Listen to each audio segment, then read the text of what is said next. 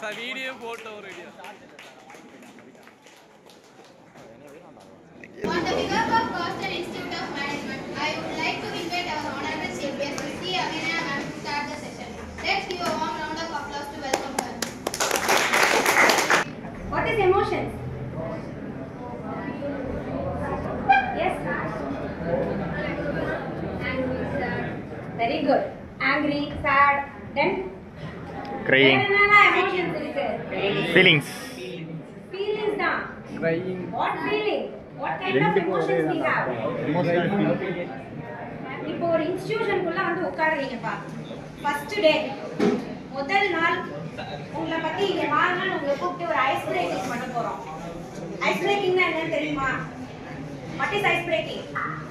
இருக்கிற எல்லாருக்கும் எல்லாரை பத்தி தெரியுமாப்பா? ஒருத்தர் உங்களை பத்தி தெரிஞ்சுக்கிட்டீங்களா? தெரியணும்ல. நீங்களா ஒரு குரூப் ஃபார்ம் பண்ணிக்கிறது, நீங்க அந்த குரூப்போட போறது, குரூப்போட வர அப்புறம் எப்படி நம்ம we are all human beings, social beings, emotional beings. We should be get connected socially with others. தேவையோ தேவையில்லையோ தெரிஞ்சுக்கணும்.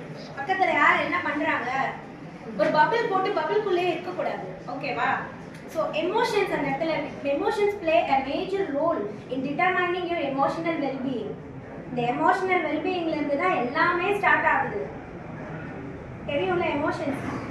கோவம் வந்தா என்ன ஆகும்? Tense. என்ன ஆகும்? அதுதான் உங்களுக்கு நோக்கம். அடுத்தவங்க வாங்கிக்க ரெடியா இருப்பாங்க. தெரியுதா? கோவத்தை கொடுத்தீங்கன்னா இமிடியேட்டா அவங்க வாங்கிக்குவாங்க. இந்த மாதிரி வேர்டெல்லாம் நீங்க கேள்விப்பட்டிருக்கீங்களா? Anxiety, stress, depression. என்ன பார்த்தாலும் யூடியூபை தரங்க.